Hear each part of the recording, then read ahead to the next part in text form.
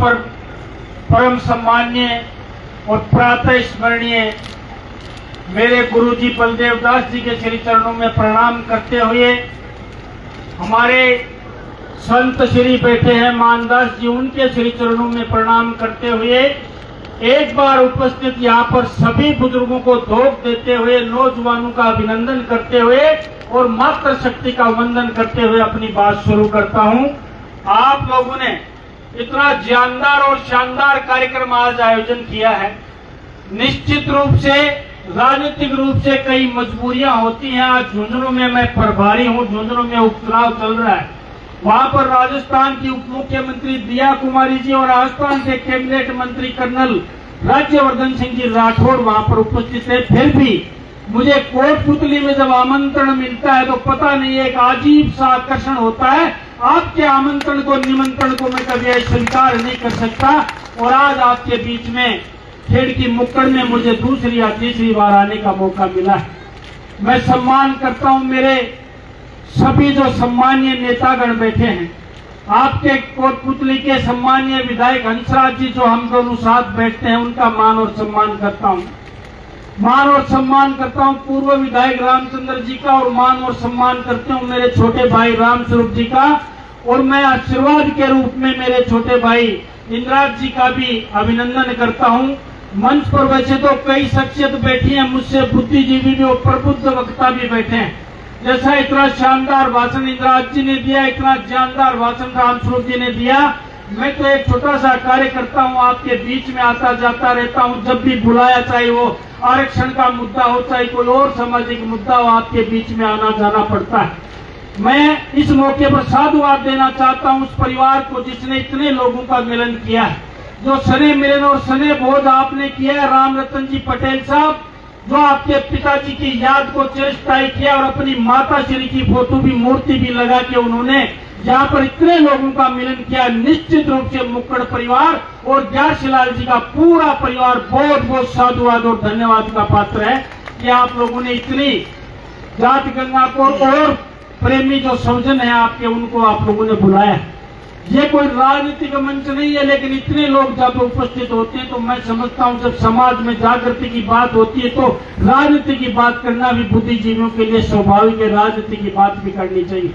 लेकिन मैं देख रहा था अभी कि आप लोगों ने जब यहाँ पे हमारे विकास जी जांगल ने यह कहा कि अब संबोधन का कार्यक्रम शुरू होगा, यानी नेताओं का भाषण शुरू होगा, तो मैं हर तरफ, चारों तरफ चौकन्ना होकर मंच पे पूरी नजर रखता हूँ और सामने भी पूरी नजर रखता हूँ।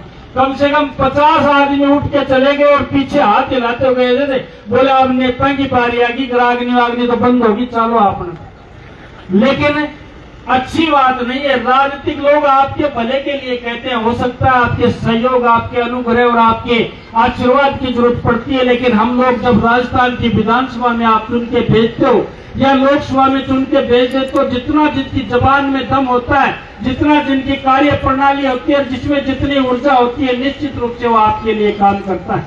आप लोगों से आग्रह करना चाहता हूं, आप लोग सुने, निश्चित रूप से अमल करें।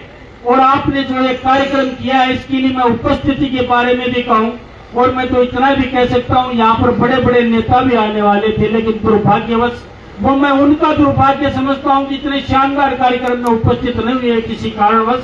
हम लोग आपके बीच में आए, आपने भरपूर स्नेह भी दिया और आप लोगों ने ये बातें सुनकर माताएं बहनें इतनी संख्या में बैठी, और जिस समाज में माताएं बहनें जिस दिन जागरूक हो जाएंगे, मैं समझता हूं समाज का उद्धार होने से दुनिया की कोई ताकत रोक नहीं सकती। क्योंकि गाड़ी के दो पहिए होते हैं, अगर दोनों पहिए बराबर चलते हैं तो गाड़ी सही स्टेशन पे पहुंचती है और अपनी मंजिल पे पहुंचती है। हम लोगों ने बहुत सालों से और बहुत समय से दमन किया है, महिलाओं का घूंघट की पर्दा प्रथा में रखा है, चाकी चूल्हे तक समेट के रखा है, इसलिए हमारा आधा विकास हुआ। आधा विकास हुआ, मैं नहीं कहता कि आप खुला छोड़ दीजिए, लेकिन जब महिलाओं में जो ऊर्जा होती है, हमारी बेटियों में जो ऊर्जा होती है, उसका अगर सही मूल्यांकन करें और उसको उचित समय और उचित स्थान दें और उचित व्यवस्था दें, तो मैं आज दावे के साथ कह सकता हूं हमारे बेटे से हमारी बेटियां बहुत आगे निकल सकती है। इसमें कोई किंतु नहीं है, कोई परंतु नहीं है। और हर माँ बाप चाहता है कि मेरा बेटा और बेटी तरक्की करे, इसमें कोई किंतु परंतु नहीं है। मैं आपको दृष्टांत बताता हूं, एक आप लोगों से फिर कहता हूं मैं कोई बहुत ज्यादा बुद्धिजीवी तो नहीं हूं। माँ बाप हर बेटे की तरक्की चाहता है। माँ हमेशा अपने बेटे को अपनी गोद में लेती है, तो उसकी सोच ये रहती है कि जहां तक मैं देख रही हूं वहां तक मेरा बेटा देखे। लेकिन बाप हमेशा बेटे को कंधे पे बिठाता है, क्योंकि बाप की सोच रहती है कि जहां तक मैं नहीं देख सका मेरा बेटा वहां तक देखे और मेरा बेटा वहां तक तरक्की करे। ऐसी बाप की सोच होती है। और जिस बाप को आप चिरस्थायी यादाश्त दी है आप लोगों ने, राम रतन दी, निश्चित रूप से आप धन्यवाद के पात्र हैं। लेकिन मैं इतना जरूर कहना चाहता हूं, जो हर मन से कहता हूं, समय की पाबंदी हो सकती है, लेकिन मैं इतना कह सकता हूं, जो मैं निवेदन करता हूं, हमेशा कई लोगों को बुरा भी लगता है, ये देश, ये समाज, कोई घर कभी नहीं डूबता है। समाज और देश अगर कोई डूबता है तो संस्कार विहीन पीढ़ियों की वजह से डूबता है। जिस देश, कोई समाज, कोई परिवार को कोई डुबो नहीं सकता। अगर कोई डुबो है तो वो संस्कार विहीन पीढ़ियां डुबोएंगी।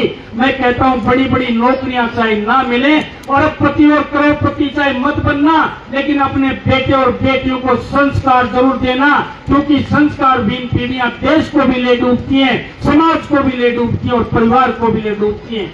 आज बड़ी विडंबना के साथ कहना पड़ता है, हमारे समाज को कुछ लोग अपराधी घोषित करने का षड्यंत्र करते हैं और कुछ लोगों की दिशा और दशा भी भ्रमित हो चुकी है। मैं उन लोगों से कहना चाहता हूं कि आपराधिक समाज कोई होता नहीं है, समाज में कुछ लोग होते हैं और उससे पूरा समाज ब्लेम में आ जाता है, पूरा समाज दोषपूर्ण हो जाता है। मैं उन नौजवानों से कहना चाहता हूं जिसकी दिशा और दशा भटक चुकी है, आप लोग अपने माँ बाप का नाम रोशन करें, अपने समाज का नाम रोशन करें, अपने गुरु का नाम रोशन करें और अपनी माता का नाम रोशन करें। ऐसा रास्ता अपनाएं, चाहे कम कमा लेना, चाहे कम खा लेना, चाहे अच्छे कपड़े मत पहनना, लेकिन कोई हक नहीं अपने माँ और बाप का दिल दुखाने का। क्योंकि जिस दिन लड़का अपराध करके सड़कों के बीच में होता है और उसकी माँ उसको देखने के लिए आती है, जब उसकी कोख पे उसको तरस आती है कि जिस कोख में मैंने 9 महीने जिस बेटे को रखा था और जो पैदा हुआ उस दिन थालियां बजा के पूरे मोहल्ले में ढिंढोरा पीटा था कि मेरे घर में एक मर्द पैदा हुआ है, आज वो सड़कों के पीछे है। वो समाज और वो घर बड़ा दुखी होता है। इसलिए अपराध का रास्ता जो भी मेरे समाज में नौजवान बंधु अख्तियार करते हैं उनसे मैं हमेशा चेताना चाहता हूं कि वो वीर समाज है। जब देश पर, समाज पर और प्रदेश पर जब कोई आपत आई है, चाहे वो अंग्रेजों के जमाने में हो चाहे मुगलों के जमाने में हो, ये वीर समाज के वीर पुत्रों ने अपनी छातियों के बटन खोल दिए थे कि जितनी तोप में, बंदूक में बारूद है, जितनी गोलियां हमारे सीने में डाल दो, लेकिन भारत पे कभी आंच नहीं आने देंगे। ऐसा वीर समाज मेरे सामने बैठा है और इस समाज को कोई अपराधी कहे तो हमारे दिल में जो आग लगती है, मैं समझता हूँ उस आग का कोई मान्य नहीं होता, उस आग का कोई शान ही नहीं होता है। मैं आग्रह करना चाहता हूँ, आज निवेदन मेरा यही था, इतनी लंबी चौड़ी बात नहीं कहना चाहता था। आप लोगों ने यहाँ पर बुलाया है तो मैं हमेशा समाज को जगाने की कोशिश करता हूँ। राजनीति में संघर्ष लंबा भी हो जाता है, कभी लंबा भी हो जाता है, कभी तुरंत भी आदमी की गाड़ी राजनीतिक पटरी पे चढ़ जाती है, लेकिन उन चीजों से हमें कोई सरोकार नहीं है। हम राजनीतिक क्षेत्र में हैं तो हम समाज को क्या दे रहे हैं, हमारे समाज को दे क्या रहे हैं, हमारे गांव को क्या दे रहे हैं, हमारे क्षेत्र को क्या दे रहे हैं। ऐसी परंपराएं जब तक विकसित नहीं होंगी, आपको नेता बनाने से, बड़े बड़े नेता बनने से कोई समाज का उद्धार नहीं होता है। समाज जब आगे चल के सही लाइन पे चलेगा तो निश्चित रूप से समाज का उद्धार होगा। और आप तो खाते पीते क्षेत्र के हो, आपके यहाँ पानी है, अच्छी फसल होती है। मैं तो इंदिरा जी से बात कर रहा था कि आप लोगों में इतना बड़ा आयोजन आपके इधर होता है, मैं सभी कार्यक्रम में होता हूँ, 15-15 हजार लोगों का खाना होता है, बड़ा स्टेज होता है, गाने वाले होते हैं और कई लाखों का खर्चा होता है। उनकी कमाई का साधन क्या होता है? तो इसलिए मैं निवेदन करता हूं, कमाई के जो साधन है उनको सीमित नहीं करें, कमाई के साधन को बढ़ाएं, अपना व्यवसाय करें, बेटे और बेटी को पढ़ाएं और अच्छी नौकरी और अच्छी शिक्षा प्राप्त करेंगे तो जिन समाजों से हमारा गैप है वो समाजों का गैप हमारा भर पाएगा। क्योंकि आज भी ये मत समझना कि 5% आरक्षण से हम दूसरे समाजों के बराबर आके खड़े हो गए। अभी भी 50 साल का गैप है और इस मौके पर माई के लाल उस कर्नल क्योड़ी को मैं भूलना नहीं चाहता, जिसने इस जात गंगा का उद्धार करके हमें लड़ाई लड़के और रेल की पटरियों पे हम लोगों के लिए लड़ाई लड़के 5% का आरक्षण दिया। मैं नेताओं को धन्यवाद देना नहीं चाहता, किसी का योगदान नहीं है, उस मातरे हिंद के लाल कर्नल करोड़ी ने ये करिश्मा करके दिखाया था। उसके साक्षी हम भी बने थे। जब राजस्थान में कोई भी आंदोलन होता था हम भी वहां पर उपस्थित होकर कर्नल साहब का साथ देते थे। उस मानवीय विभूति को भी मैं याद करना चाहता हूं कि समाज को इतना योगदान दिया है। पुनः आपके बीच में आके बहुत अच्छा लगा है। मान और सम्मान के लिए तो धन्यवाद है। सबको पुनः एक बार श्री चरणों में प्रणाम करते हुए